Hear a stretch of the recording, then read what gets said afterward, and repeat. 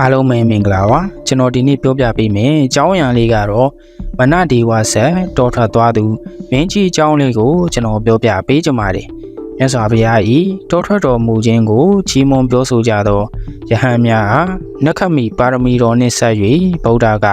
ဤအတိတ်ဆက်တော်ကိုဆောင်၍ဟောတော်မူခဲ့ပါတယ်ရှေ့လွန်လေပြီးတဲ့အခါမိထီလာပြည်၌မနဒီဝမင်းကြီးထီနန်းဆိုးဆန်လေတယ်ထိုအခါကလူတို့၏တတန်းသည်လွန်စွာပင်ရှည်လျားလာသည်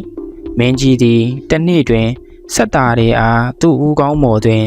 သပင်ဖြူတို့ကိုတွေးကပြောရန်မှားထားလေတယ်နှစ်ကြာသောအခါဆက်တာတွေကသပင်ဖြူတွေး၍နှုတ်ယူကမင်းကြီးအားဆက်တာလိုက်ပါတယ်ရင်းချိန်၌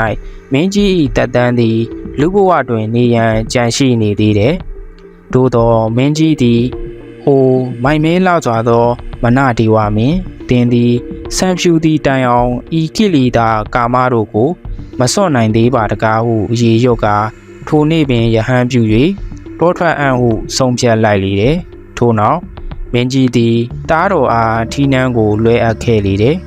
မင်းကြီးသည်ယဟန်ပြု၍မနဒီဝတရက်ဥယျင်သို့ဝင်ကနှစ်ပေါင်း8400တိုင်တိုင်မြမဝိဟာရတရားတို့ကိုပွားများအားထုတ်လျက်စံချမ်းသာကိုခံစားပင်နေလေတယ်ထိုဘဝမှာအစုတည်သောမြမပြည်မှစုတည်သောမိတ်ချီလာပြည်၌ပင်လျင်နေမိမင်းကြီးဖြစ်လာခဲ့လေတယ်ထိုဘဝတွင်လည်းယဟန်ပြု၍တရက်ဥယျာဉ်၌ပင်မြမဝိဟာရတရားတို့ကိုအားထုတ်ပြန်ရာစုတည်သောအခါမြမပြည်သို့ပြန်ရောက်ခဲ့ရလေတယ်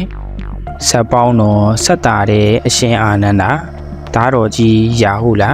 မနဒီဝမင်းဗုဒ္ဓမြတ်စွာဘုရားပဲဖြစ်ပါတယ်အနည်းချုပ်ကတော့ကာမဂုဏ်ခံစားနေရတော့လေတရားဓမ္မကိုမမေ့တင်ကြောင်းလူကြီးမင်းတို့အားပြောပြလဲရပါတယ်